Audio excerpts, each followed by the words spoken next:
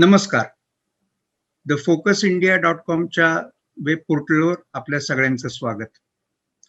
मराठा आरक्षणाचा महत्वाचा निर्णय आज सुप्रीम कोर्टाने दिला आणि महाराष्ट्रामध्ये राजकीय आणि सामाजिक भूकंप झालाय.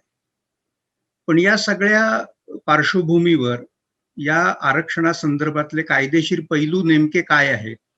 नेमकं असं काय घडलं की हायकोर्टात टिकलेलं आरक्षण हे सुप्रीम कोर्टामध्ये संपूर्णपणे रद्दबातल ठरलं?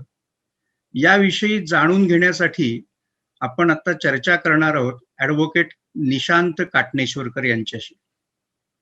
ॲडव्होकेट निशांत काटणेश्वरकर हे देवेंद्र फडणवीस सरकारच्या काळात महाराष्ट्र सरकारचे सुप्रीम कोर्टात वकील होते. मराठा आरक्षणासंदर्भात आणि अन्य महत्वाच्या विषयांसंदर्भात त्यांचा कायदेशीर सल्ला फडणवीस सरकारसाठी आणि महाराष्ट्रासाठी अत्यंत मोलाचा ठरलेला आहे. आजच्या निकालाच्या पार्श्वभूमीवर आपण त्यांच्याशी बातचीत करूया. नमस्कार सर. नमस्कार. आजचा जो मराठा आरक्षणाचा निकाल लागला आणि महाराष्ट्रामध्ये अक्षरशः राजकीय आणि सामाजिक भूकंप झालेला आहे. याचे राजकीय पैलू जरी वेगवेगळे असले तरी आपण याचे कायदेशीर पैलू समजून घ्यावेत असं आम्हाला वाटतं. हे जे मराठा आरक्षणाची आज जे रद्द झालंय ते 50% आरक्षण मर्यादा ते ओलांडत होतं म्हणून रद्द झालंय, आणि याचे बाकीचे असे कोणते पैलू आहेत की ज्याच्यामुळं हे रद्द झालं आणि त्याच्याकडं आत्ताचा जो मीडिया आहे त्याच्यामध्ये फारशी चर्चा नाही, असं कोणता मुद्दा तुम्हाला वाटतो? पण असं आहे की जेव्हा इथे 5 न्यायमूर्तींच्या न्यायपीठाने प्रकरण ऐकण्याचं ठरवलं तेव्हा साधारणतः 6 प्रश्न त्यांनी काढले होते ज्याचं उत्तर या न्यायपीठाला द्यायचं. ढोबळ मनाने जर विचार केला तर पहिला प्रश्न असा होता की इंदिरा साहनीचा निकाल जो 9 न्यायमूर्तींचा होता आणि ज्याच्यामध्ये असं म्हणलंय की आरक्षणाची मर्यादा 50% पुढे जायला नको, पण काही अपवादात्मक परिस्थितीत ती मर्यादा ओलांडती येते. हा निकाल अजून मोठ्या न्यायपीठाकडे द्यायचा आहे का? दुसरा असा प्रश्न होता की 50% मर्यादा या मराठा आरक्षणाच्या कायद्यामध्ये जर ओलांडली आहे तर ती योग्य आहे का? गायकवाड आयोगाचा अहवाल ज्याच्यानी असं सांगितलं होतं की हो 50% मर्यादा पुढे जाऊ शकते किंवा एका विशिष्ट मर्यादेमध्ये मराठा समाजाला आरक्षण द्यावं असं म्हटलं होतं. हा आयोगाचा जो अहवाल आहे तो योग्य आहे का? हे 3 महत्वाचे प्रश्न. आणि त्यानंतरचे 3 जे प्रश्न होते ते म्हणजे 102वी घटना दुरुस्ती ज्यानुसार कलम 342 अ हे आपल्या संविधानामध्ये घटनेमध्ये ऍड केलं गेलं. तर त्यानुसार सरकार म्हणजे राज्य सरकारला अधिकार आहेत का केंद्र सरकारला अधिकार आहेत ज्यानुसार ते सरकार आपली लिस्ट बनवू शकेल SCBC लोकांसाठी. तर आता हे सगळे प्रश्न जे आहेत ते एकमेकांशी निगडीत आहेत. मूळ मुद्दा असा आहे की 50% वर आरक्षणाची मर्यादा जाऊ देता कामा नये. ही घटना किंवा ही जी बाब आहे ही सर्वोच्च न्यायालयाने आता अधोरेखित केलेली आहे. त्याचा जो परिणाम आहे तो असा झाला की इंदिरा साहनी मोठ्या बेंचकडे पाठवण्याची गरज नाही असं म्हणलं. त्यानंतर गायकवाड समितीचा अहवाल जो म्हणतो की 50% वर जाऊ द्यायला हरकत नाही आरक्षण, ती सुद्धा बाब मग न्यायालयाने फेटाळली. नंतरचे जे 3 प्रश्न आहेत त्यामध्ये 3 न्यायमूर्तींनी असं म्हणलंय की जेव्हा 102वी घटना दुरुस्ती आली तेव्हा राज्य सरकारला SCBC अंतर्गत रिझर्वेशन देता येणार नाही.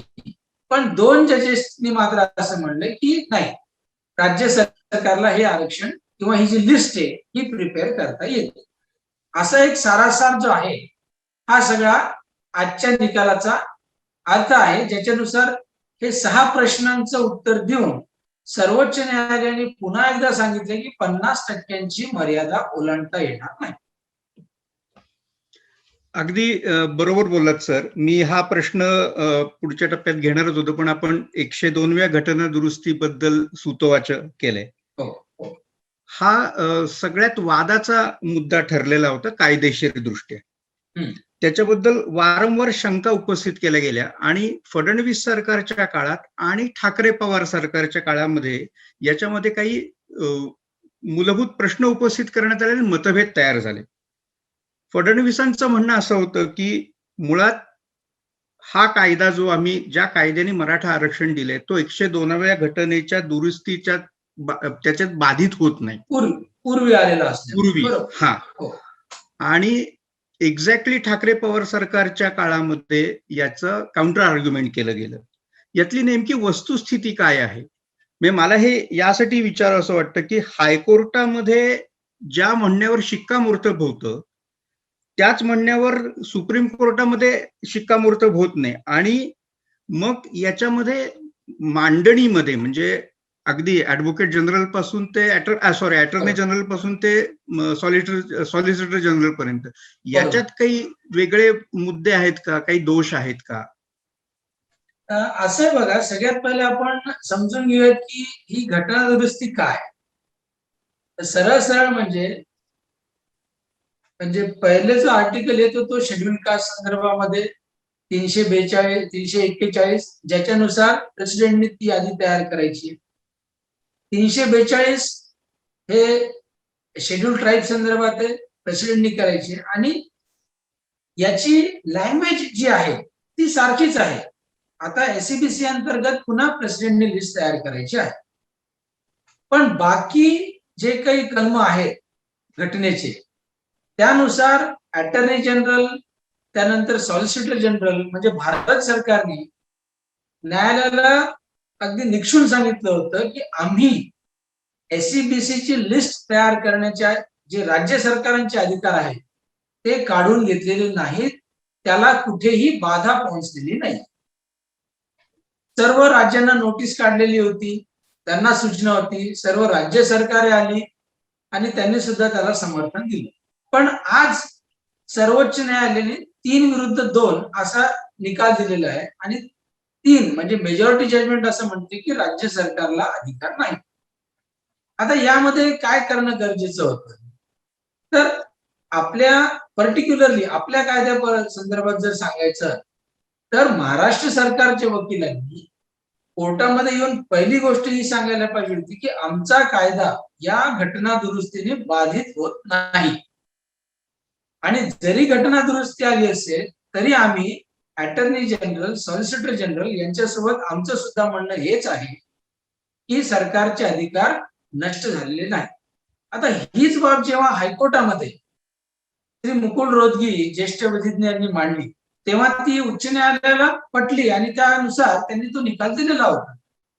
तर आज इथे जे कुठे ना कुठेतरी समन्वयाचा अभाव किंवा मांडणी जी आहे ती योग्य स्थितीत नव्हती, म्हणून हा निकाल असा आलेला आहे, असं माझं मत. अगदी बरोबर सर. सुप्रीम कोर्टाच्या आदेशाने म्हणजे यातला जो एक पॉलिटिकल अँगल ऍडव्होकेट बाळासाहेब आंबेडकरांनी पुढे आणला, त्याला त्यांनी राजकीय रंग नक्की दिलेला आहे, पण त्यांचं म्हणणं असं की दुर्लक्ष या गोष्टीकडे झालंय की सुप्रीम कोर्टाच्या आदेशाने ओबीसी संदर्भात आयोग स्थापन झाला, त्याला वैधता प्राप्त करून दिली आणि त्याच्या दायऱ्यामध्ये येऊन यांनी मराठा आरक्षण मागितलं नाही, असं एक त्यांचं स्टेटमेंट आहे, असं त्यांचं म्हणणं आहे. तर जर ते त्या दायऱ्यात येऊन मागितलं असतं तर कदाचित मिळून गेलं असतं, आणि गरीब मराठा आणि श्रीमंत मराठा अशी राजकीय भाषा वापरून त्याने हा मुद्दा समजून सांगण्याचा प्रयत्न केलाय. माझा प्रश्न याच्या संदर्भात असा आहे की खरंच अशा दायऱ्यातून आरक्षण टिकू शकलं असतं का, मिळू शकलं असतं का, आणि ते आधीचं सरकार किंवा आत्ताचं सरकार यातला नेमका त्यांनी फरक काय केला या मागणीमध्ये किंवा मांडणीमध्ये? नाही, याला असं आता काय होऊ शकतं किंवा काय झालं असतं हे सांगणं अवघड आहे, कारण तशी परिस्थिती उद्भवली नाही. पण मी हे नक्की सांगू शकतो की जो आपला मराठा आरक्षणाचा कायदा होता, जो फडणवीस सरकारने आणला, तो वैध होता. त्यानंतर जेव्हा कायदा आला त्याच्या आधी आयोग स्थापन केला, तो सुद्धा वैध होता, त्याला कुठेही आव्हान दिलेलं नव्हतं आणि कायद्याच्या चौकटीत बसून त्या आयोगाने काम केलं होतं. त्यांचा जो अहवाल होता तो उच्च न्यायालयाने मान्य केलेला होता. आता कोणतंही कोर्ट एखाद्या अहवालावर एक अपिलाचं कोर्ट म्हणून बसू शकत नाही, हे कुठेही सर्वोच्च न्यायालयात सांगितलं गेलेलं नाहीये. आणि मला एक महत्वाचा मुद्दा इथे अधोरेखित करायचा आहे, तो म्हणजे महाराष्ट्रातला कोणताही वकील ज्यांना असं अपेक्षित होतं की या आयोगाचा जो अहवाल आहे त्याच्यावर भाष्य करावं, ते कोणीही केलेलं नाही. आता उच्च न्यायालयामध्ये ज्यांनी या अहवालाच्या समर्थनार्थ आपले मुद्दे उपस्थित केले, त्यांनी सर्वोच्च न्यायालयाने काहीही केलं नाही. उदाहरणार्थ इथे सर्वोच्च न्यायालयात श्री परमजीत सिंग पटवालिया यांनी त्या अहवालाच्या समर्थनार्थ आर्ग्युमेंट्स केले. नो डाऊट श्री पटवालिया हे अतिशय कॉम्पिटंट सिनियर वकील आहेत, त्याबद्दल म्हणणं नाही. पण एखाद्या महाराष्ट्रातल्या वकिलांनी, पर्टिक्युलरली मी असं म्हणेल की महाधिवक्ता श्री आशुतोष कुंभकोणी यांनी जर या कायद्याचं किंवा अहवालाचं समर्थन केलं असतं तर मला असं वाटतं जास्त संयुक्तिक ठरलं असतं. कारण काही प्रश्न जे असतात ते पर्टिक्युलर एरियामधून जे वकील येतात तेच जास्त उत्तर देऊ शकतात. त्यामुळे एक नक्कीच सांगता येईल की कायदा हा अहवालानंतर आला होता, समिती व्यवस्थितपणे कायदेशीर चौकटीत गठीत केलेली होती, त्यांचा अहवाल योग्य होता, त्यामुळे हा कायदा योग्यच होता. पण कुठे ना कुठेतरी मांडणी करताना सर्वोच्च न्यायालयामध्ये सध्याच्या वकिलांची चूक झालेली आहे. इनफॅक्ट सध्याचे म्हणजे ज्यांनी ब्रीफिंग केलं त्यांची, त्यामुळे आज महाराष्ट्र सरकार अपयशी ठरलं. तर मी एक उदाहरण देऊ इच्छितो. इथे एक वकिलांची समन्वय समिती स्थापित केलेली होती, ज्याच्यामध्ये माझ्या मते 6 ते 7 वकील होते. महत्वाची गोष्ट म्हणजे किंवा आश्चर्याची गोष्ट म्हणजे या समितीमध्ये एकही सर्वोच्च न्यायालयाचा वकील नव्हता. मग तुम्ही काय समन्वय केला? काहीच समन्वय केला नाही. आणि समन्वयाचा अभाव जे आपण म्हणतोय हे म्हणजे अगदी मी कॉन्क्रीट प्रूफनी सांगतोय. एक उदाहरण देऊ इच्छितो की जेव्हा पहिल्यांदा या आरक्षणाला स्थगिती आली तेव्हा महाराष्ट्र सरकारच्या वकिलांनी, जे ज्येष्ठ विधिज्ञ इथे हजर होते तेव्हा, श्री मुकुल रोहतगी यांना चुकीचं ब्रीफिंग केलं. 4 मे 2020 चा एक शासन निर्णय दाखवला गेला ज्याच्यामध्ये कोविडच्या काळामध्ये सरकार भरती करणार नाही असं म्हटलं होतं. वास्तविक पाहता हा निर्णय दाखवण्याची काहीही गरज नव्हती. पण हा निर्णय दाखवल्यानंतर सर्वोच्च न्यायालयाने तीच री ओढली, हे सगळं सरकारी वकील सबमिट करतात असं म्हणून या कायद्याला स्थगिती दिली आणि पुढे म्हणलं की कोणत्याही प्रकारची भरती करू नये. आपण हा मुद्दा अतिशय सविस्तरपणे मांडला. खरंच हा प्रश्न पडतो सर की याच्यात भरती हा मुद्दा आला कुठून? याचं कारण असं की याच्यामध्ये हायकोर्टापासून सुप्रीम कोर्टापर्यंत जोपर्यंत तुमचा निकाल एका विशिष्ट टप्प्यापर्यंत येत नाही तोपर्यंत हा मुद्दा खरं म्हणजे उपस्थित व्हायला नको होता. पण मग हा का उपस्थित केला गेला असावा असं तुम्हाला वाटतं? आता कसं यामध्ये वारंवार याचिका करते म्हणजे जे आरक्षणाच्या विरुद्धचे लोक होते त्यांची वारंवार अशी मागणी होती की या ज्या आरक्षणाचा कायदा याला स्थगिती द्या. काही काळानंतर हे प्रकरण तारखा वाढत गेल्या. या प्रकरणात जोपर्यंत फडणवीस सरकार होतं, मी इथे मुख्य सरकारी वकील होतो, तेव्हा पूर्ण दक्षता घेतली गेली की स्थगिती मिळायला नको. एक कारण याच्यामध्ये एक आपण जे लीगल प्रिन्सिपल म्हणू ते असतं की प्रिन्सिपल ऑफ कॉन्स्टिट्युशनॅलिटी. एखादा कायदा जर संमत केलेला असेल विधिमंडळाने किंवा संसदेने, तर तो वैधच आहे असं एक प्रिझम्पशन असतं, असा एक समज असतो, ज्याचा हवाला आपल्याला सर्वोच्च न्यायालयाच्या निकालाने सुद्धा देता येईल. तर अशा परिस्थितीमध्ये सरकारी वकिलांनी असं सांगणं गरजेचं होतं की स्थगितीच्या ऐवजी तुम्ही प्रकरणच फायनल हिअरिंग करा किंवा अंतिम सुनावणी करा प्रकरणाची. पण तसं केलं नाही. अंतिम सुनावणीच्या ऐवजी अंतरिम सुनावणी होऊ दिली अंतरिम स्थगितीसाठी. त्याच्यामध्ये स्वतःहून सांगितलं की आम्ही भरती करणार नाही. 4 मेचा जो 20चा जो GR होता, ज्याच्यात जो कोविडच्या काळातला होता, त्याचा विनाकारण हवाला दिला आणि स्वतःच्या अंगावर मी असं म्हणतो की हे संकट ओढून घेतलं. अदरवाईज भरतीचा वगैरे कुठेही प्रश्न उपस्थित झालेला नव्हता. एक्झॅक्टली. आजच्या सगळ्या जेव्हा राजकीय प्रतिक्रिया बघितल्या तेव्हा देवेंद्र फडणवीसांची एक प्रतिक्रिया आली आहे सर. त्यांचं म्हणणं असं की म्हणजे त्यातला राजकीय भाग आपण सोडून देऊ, पण त्यांचं म्हणणं असं की आपल्याला आरक्षण टिकवण्यासंदर्भामध्ये कायदेशीर गनिमी कावा केला पाहिजे. बरोबर आहे. तिने हा पर्टिक्युलर शब्द वापरला की कायदेशीर हो, गनिमी अगदी. कावा केला पाहिजे. हो, आणि कोर्टामध्ये एकाच मुद्द्यावर वेगवेगळ्या बाजूंनी वेगवेगळ्या पैलूंनी त्याची चर्चा घडवून आणली पाहिजे की जेणेकरून बरोबर. आपण आरक्षण टिकवू शकू. बरोबर. या विधानाचा नेमका अर्थ काय आणि असे आता कोणते मार्ग उपलब्ध आहेत आता की जे हो. आपल्याला मराठा आरक्षणाच्या दिशेने काही अनुकूल गोष्टी तयार करू शकतील किंवा अनुकूल आपल्याला निकाल मिळू शकेल, असे बरं. कोणते कायदेशीर मार्ग हे उपलब्ध पहा, आहेत? आता पहिला प्रश्न होता गनिमी काव्याचा आणि ज्याच्यामध्ये मी सुद्धा ऐकलं फडणवीस साहेब काय म्हणाले ते, आणि त्यांचं हे सुद्धा म्हणणं होतं की माझ्या या वाक्याचा चुकीचा अर्थ काढू नये. आता गनिमी कावा म्हणजे त्यांचं काय म्हणणं होतं की प्रत्येकाने आपले सब्जेक्ट वाटून घेणं गरजेचं. नो डाऊट ते वाटल्या सुद्धा गेले. पण एक महत्वाची जी गोष्ट होती, आता मी जे म्हणालो प्रिन्सिपल ऑफ कॉन्स्टिट्युशनॅलिटी किंवा कॉन्स्टिट्युशनल प्रिझम्पशन. आता असं आहे बघा, आपल्या मराठा आरक्षणाच्या कायद्या व्यतिरिक्त सगळे कायदे इथे आजही प्रलंबित आहेत. म्हणजे तामिळनाडूचा कायदा 69-70% जातो, तो इथं प्रलंबित आहे. आर्थिक मागासवर्गाचा जो नवीन कायदा केलेला आहे तो सुद्धा आहे इथे, ज्या कायद्यांना स्थगिती नाही. पहिले जे काम होतं सरकारी वकिलांचं ते म्हणजे की हा सगळा जो कायदा आहे किंवा आणि जे काही प्रलंबित प्रकरण हे शेवटी काय सांगतात की 50% पुढे आरक्षण जात. त्यामुळे हे सगळे जे प्रकरण आहेत हे एकाच घटनापीठापुढे चालावेत असं सबमिशन करणं गरजेचं होतं, जे शेवटपर्यंत केलं गेलं नाही.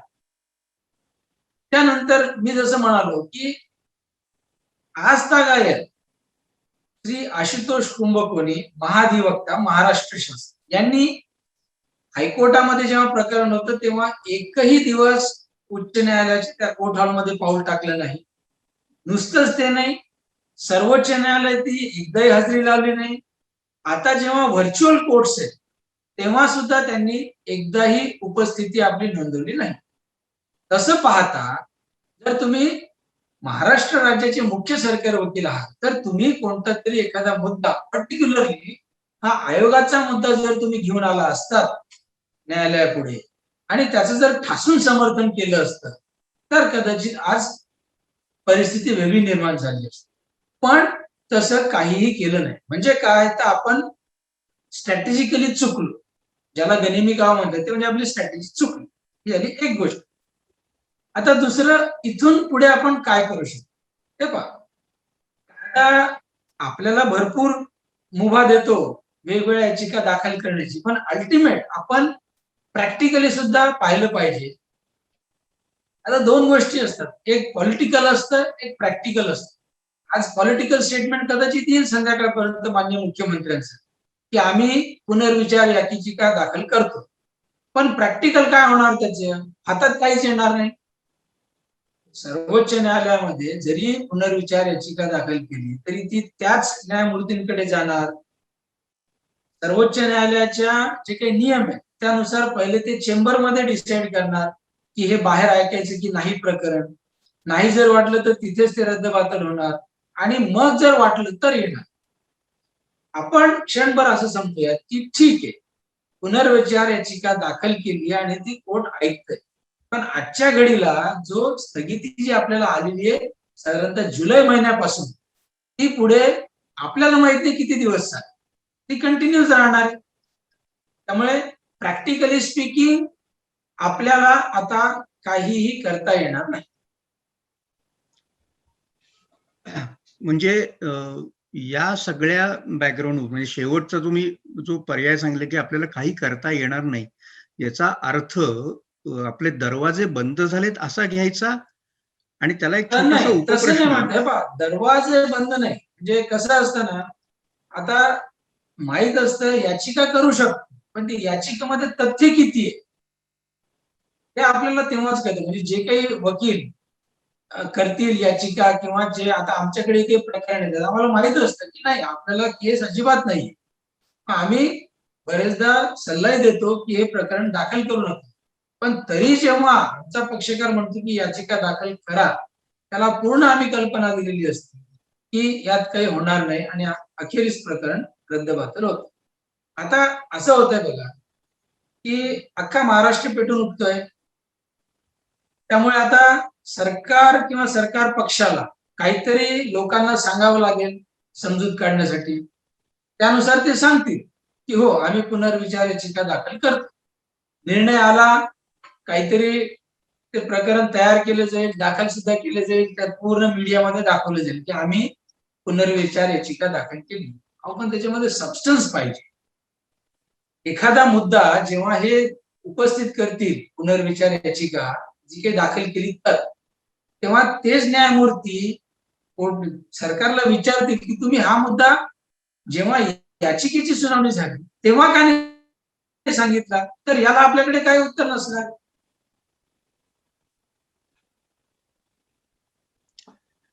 मग या केसमध्ये फडणवीसांनी जो मुद्दा उपस्थित केला की गनिमी कावा करायला पाहिजे, तर मग इनफॅक्ट नाही, मी ज्या वेळेला गनिमी कावा करायला पाहिजे होता त्यात ती वेळ तशी निघून गेली.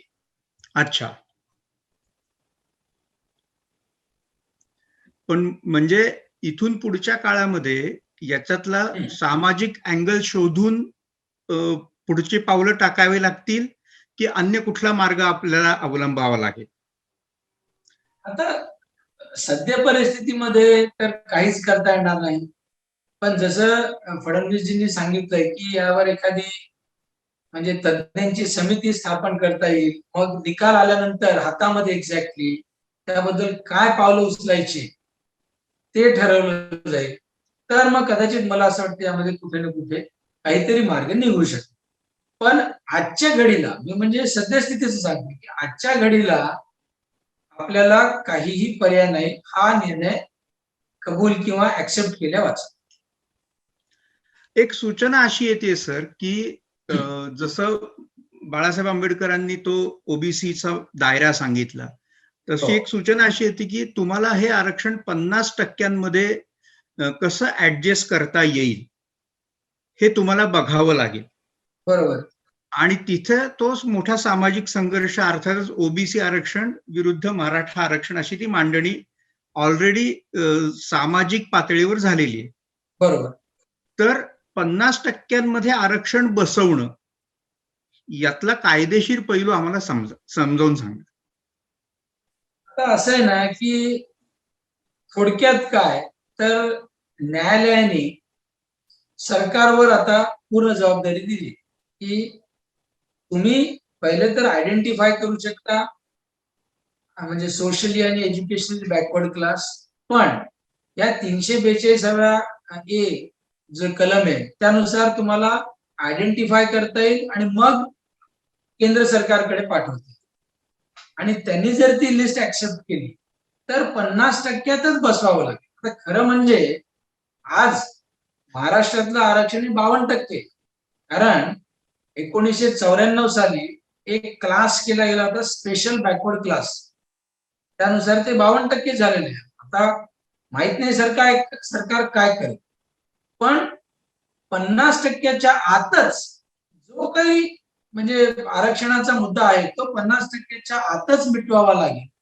आता हे कसं बसवायचं आरक्षण हे पूर्णतः सरकारवर आहे.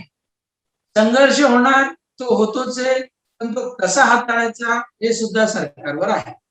तर अल्टिमेटली काय शेवट, तर जेव्हा सुप्रीम कोर्ट म्हणतंय की 50%ची मर्यादा तुम्हाला ओलांडता येणार नाही, म्हणजे सरकारला स्वतःहून एक योग्य तो निर्णय घ्यावा लागेल आणि कोणाला किती आरक्षण द्यायचं, कोणाला किती नाही, कोणाचं काढायचं आणि कोणाला कुठे घुसवायचं, हे सगळं सरकारवर आता अवलंबून आहे, जो की मला असं वाटतं फार तसा क्लिष्ट मुद्दा ठरणार आहे. बरोबर बरोबर. Thank you very much sir. तुम्ही मराठा आरक्षणासंदर्भात खूप चांगली कायदेशीर पैलू आम्हाला समजावून सांगितलेत. आम्ही परत एकदा तुमच्याशी संपर्क साधू, वेगवेगळ्या मुद्द्यावर आपण चर्चा करत राहू. धन्यवाद. धन्यवाद. नमस्कार. हा व्हिडिओ तुम्हाला कसा वाटला ते कमेंटमध्ये जरूर कळवा. अशाच ताज्या व्हिडिओंसाठी आमचे फेसबुक पेज फॉलो करा आणि यूट्यूब चॅनल सबस्क्राईब करायला विसरू नका.